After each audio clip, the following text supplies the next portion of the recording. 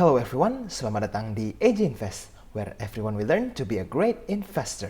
Para investor, besok akhirnya IHSG mulai kembali ya. Setelah sekian lama bursa saham liburan, besok tanggal 4 Januari ini, bursa saham akan kembali beroperasi. Bagi para investor yang belum tahu, nonton video ini sampai selesai ya, supaya kalian mendapatkan lebih banyak insight atau informasi tambahan kira-kira harus pilih saham apa. Oke, sebelum saya mulai, Happy New Year ya, for those who just got back from holiday. Kalian yang sudah berliburan, besok ini akhirnya mulai kembali ke kenyataan. Nah, kalian pasti sudah asik liburan.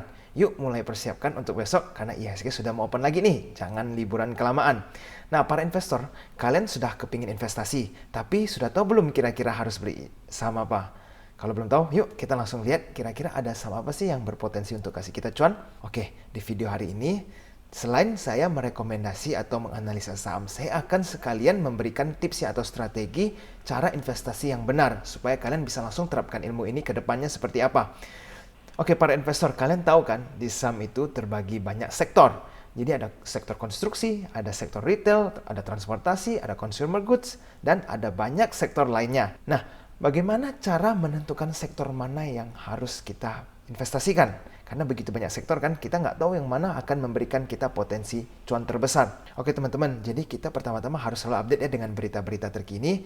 Kita harus pantau nih, kebijakan pemerintah yang baru seperti apa, memberikan dampak positif ke sektor yang mana.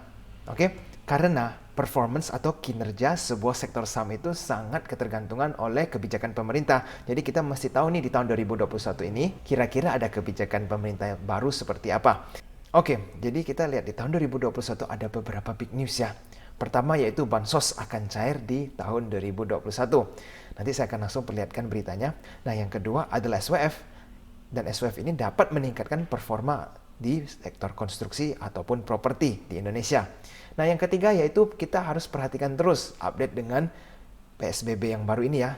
Jika PSBB ketat dilaksanakan, kita boleh pertimbangan untuk menjauh dari saham-saham sektor perhotelan, restoran, ataupun traveling. Karena kalau misalnya PSBB semakin ketat, kita kan agak sulit ya untuk memakan di luar ya, seperti restoran-restoran atau di perhotelan. Perhotelan itu kan sekarang juga masih sangat rawan karena COVID ini, apalagi traveling. Oke, jadi langsung saja saya perlihatkan berita-berita ini ya. Saya mulai dari kompas.com dulu ya, dengan judul 2 bansos akan disalurkan awal tahun 2021. Apa saja? Jadi ini berita mengenai bantuan sosial. Yang saya mau tunjukkan di sini adalah, lihat, semua lapisan masyarakat mendapatkan uang dari pemerintah. Dari 0 sampai 6 tahun bisa mendapatkan uang 250.000 per bulan. Ada juga siswa SD 75.000 per bulan, SMP 125.000, SMA 166.000, dan bahkan lansia 70 tahun ke atas ini juga akan menerima bantuan sebesar 200.000 per bulan. Dan ini akan dilaksanakan selama 12 bulan berturut-turut, berarti kan 1 tahun full ya di 2021. Nah, belum lagi ditambah bagian kedua, bantuan tunai dan bantuan Jabodetabek. Jadi sebelumnya, Jabodetabek ini kan akan diberi bantuan sembako. Nah, tetapi mereka ganti menjadi uang tunai, langsung bantuan tunai ya. Di mana uang yang diberikan akan sebesar 200.000 per bulan untuk 18,8 juta keluarga dan selama 12 bulan ke depan. Ini artinya pemerintah akan mensupport masyarakat ya dalam segi dana. Nah, sehingga dana ini dapat digunakan oleh masyarakat untuk membeli keperluan sehari-hari, yaitu barang-barang consumer goods. Oke, kita sudah lihat ya arah ini kemana. Jadi, dengan berita seperti ini, kira-kira sektor consumer goods akan berdampak positif karena kan ada dana yang dicairkan oleh pemerintah dan uang ini akan kembali ke sektor consumer goods. Oke, berikutnya adalah berita dari CNBC Indonesia ya, di mana judulnya adalah modal SWF 75 triliun ini daftar proyek seksi yang ditaksir asing. Oke. Jadi kalau kalian belum tahu, SWF itu adalah Sovereign Wealth Fund, di mana ini adalah dana surplus oleh beberapa negara asing yang di mana dananya akan digunakan untuk investasi. Jadi yang saya ingin tunjukkan kepada teman-teman di berita ini adalah di sini. Arya menjelaskan melalui SWF, Indonesia saat ini telah menawarkan investor pada beberapa proyek infrastruktur, di antara lainnya jalan tol, bandar udara, dan pelabuhan. Oke teman-teman, jadi lihat ya. SWF ini sudah ditawarkan oleh para investor asing di sektor infrastruktur. Nah, para investor, jadi menurut kalian kira-kira sektor apa nih yang dapat benefit dari SWF ini? Ya berarti kan konstruksi ataupun properti, karena mereka akan fokus ke infrastruktur. Nah, berikutnya, pemerintah juga telah menyiapkan beberapa sektor potensial yang siap untuk ditawarkan oleh asing. Ya, ini mereka juga akan menawarkan ya ke asing, yaitu sektor kesehatan, pariwisata, dan teknologi. Nah, kalau menurut saya, sektor kesehatan dan teknologi ini masih oke ya untuk diinvestasikan. Tetapi untuk pariwisata mungkin kita hold dulu. Karena COVID-19 ini kan masih belum tahu ya ke depannya seperti apa, apalagi dengan isu mutasi-mutasi yang baru.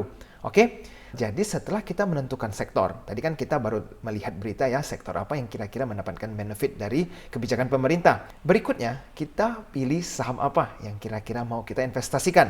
Dan teman-teman ingat ya, jangan semua saham di sektor itu kalian embat semua. Karena mereka itu secara tidak langsung kan kompetitor. Jika ada satu atau dua perusahaan yang mendominasi proyek, berarti kan ada perusahaan-perusahaan lainnya yang omsetnya itu akan kemakan.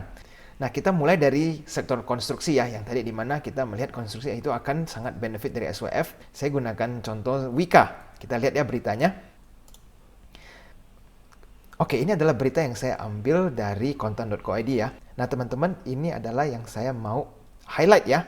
Kita lihat, MRT Station Sanying Line Taiwan memiliki nilai kontrak sekian ya, 200-an miliar, akan selesai pada Mei 2021.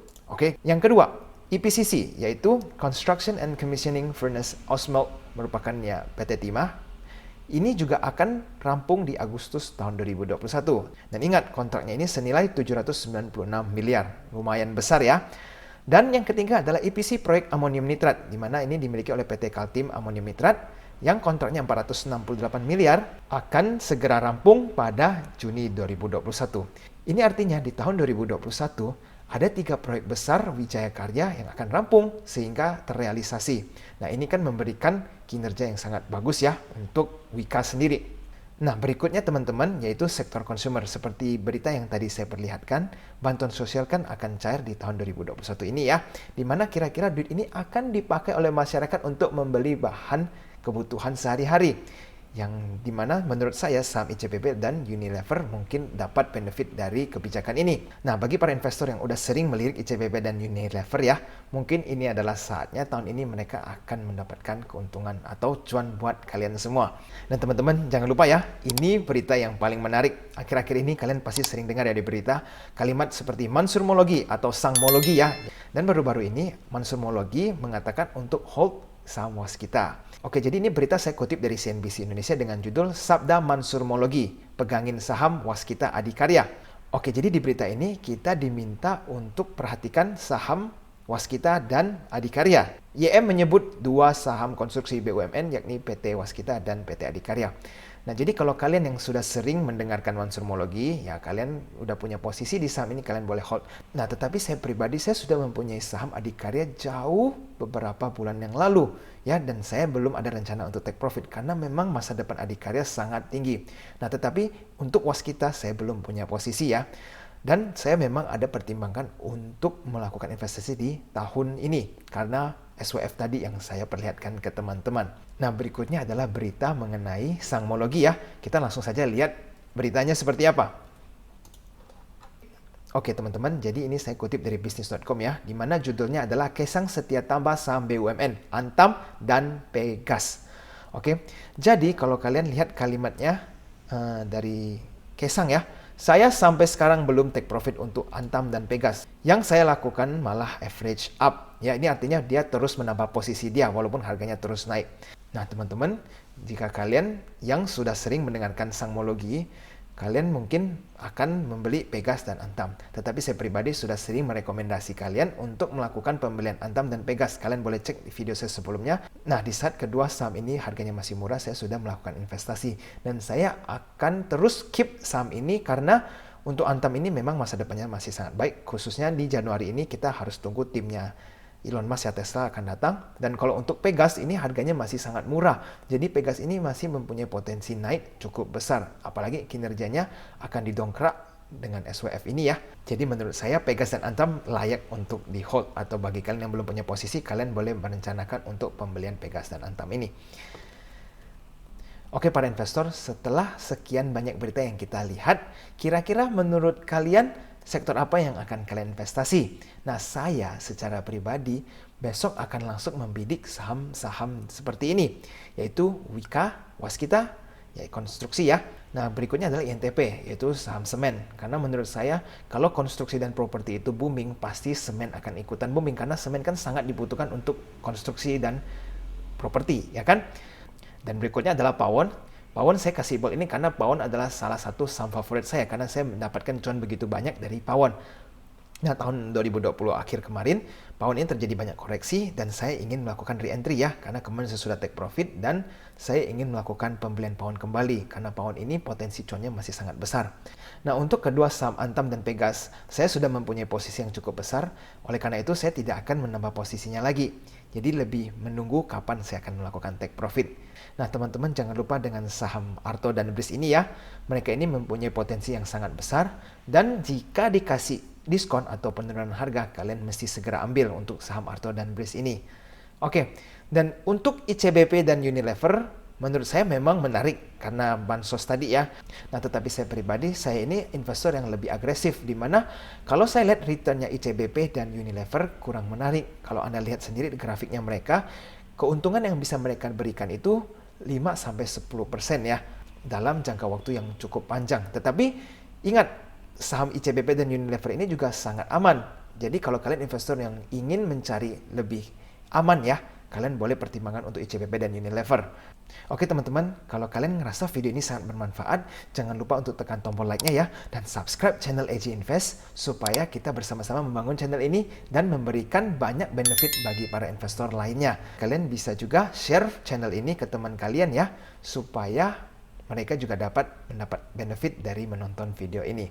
Oke para investor, saya hari ini akan memberikan kalian bonus information ya, yaitu saham IPO, Wi-Fi, dan FAPA. Jadi pertama, PT Solusi Sinergi Digital dengan kode saham WIFI ya, ini cukup menarik untuk kita perhatiin. Karena tidak banyak saham di sektor teknologi ya yang ada beredar di Indonesia. Jadi sekarang kita langsung saja lihat apakah saham ini bagus untuk diinvestasi atau tidak. Oke, pertama-tama kita lihat dulu ya dari segi fundamentalnya Wi-Fi bagaimana keadaan perusahaan ini. Kalau kita lihat dari revenue dan net profit ya, tidak ada terjadi kerugian. Perusahaan ini masih membukukan keuntungan. Nah, tetapi kalau saya lihat dengan PBV-nya, yaitu sebesar 39 kali ya, ini berarti sangat mahal. Kenapa? Karena price per book value-nya ini sampai mencapai 39 kali, di mana ini lebih tinggi dari PBV-nya bank atau perbankan. Nah, lalu bagaimana dengan debt equity? Debt equity mereka juga cukup besar, lumayan ya, 11,87. Sehingga saya melihat kalau dari segi rasio ini memang agak mahal. Nah, tetapi sektor teknologi ini memang sangat menjanjikan ya. Apa mungkin Wi-Fi ini akan bisa menjadi saham multibagger? Nah, kita mesti sering pantau dan lihat kinerjanya Wi-Fi di tahun 2021 ini. Oke, jadi secara sekilas saya ingin melihat websitenya ya. Wi-Fi ini seperti apa? Mereka menggunakan search.co.id, kalian juga boleh langsung cek ke website mereka. Nah, tetapi kalau saya lihat dari About Us, yaitu informasi tentang perusahaan ini, mereka ini mempunyai visi yang sangat menarik ya, to become Indonesia's largest digital company. Ya, ini artinya dia ingin menjadi perusahaan terbesar digital di Indonesia. Kalau menurut saya pribadi, kita boleh pantau saham Wi-Fi ini karena saham teknologi ini memang biasanya cukup menggiurkan. Tetapi ingat, karena rasionya yang PBV-nya sangat tinggi dan debt equity ratio mereka yang juga cukup lumayan tinggi, kalian mesti hati-hati. Kita harus lihat dulu pergerakan saham Wi-Fi ini dalam tahun 2021 seperti apa. Oke, selanjutnya adalah FAP Agro ya, di mana dengan kode saham FAPA akan segera melantai di BOI di tahun 2021 ini. Mereka ini menjadi saham IPO perdana di tahun 2021. Bagi para investor yang suka dengan agriculture atau plantation, boleh perhatikan saham ini ya. Jadi saran saya pertama, kalian harus baca dulu laporan keuangan mereka. Apakah saham ini terjadi kerugian atau mereka membukukan keuntungan. Dan kalian perhatikan rasio-rasio mereka. Dari PE ratio mereka, EPS, bahkan PBV dan debt equity ratio mereka. Nah, setelah kalian melihat fundamental mereka, barulah kalian mengambil sebuah keputusan apakah Anda ingin melakukan investasi di saham IPO FAPA ini. Oke?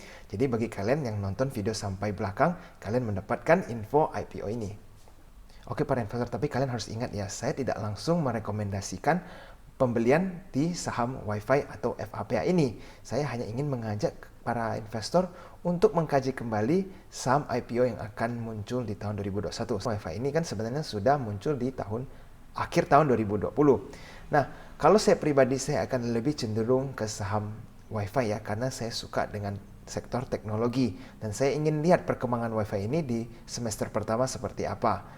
Dan saya memang harus melakukan analisa tambahan di saham Wi-Fi ini karena fundamentalnya di segi rasio memang cukup kurang baik ya karena kemahalan. Tetapi saya percaya kalau memang kinerja mereka terus bagus ke depannya, apalagi kita tahu jaringan 5G akan muncul, mereka membutuhkan internet yang semakin cepat, dan jika Wi-Fi bisa memberikan solusi yang tepat, maka harga saham Wi-Fi ini pasti akan mengikuti kinerjanya. Oke teman-teman, Mr. AG pamit dulu ya. I'll see you again next time. Bye-bye.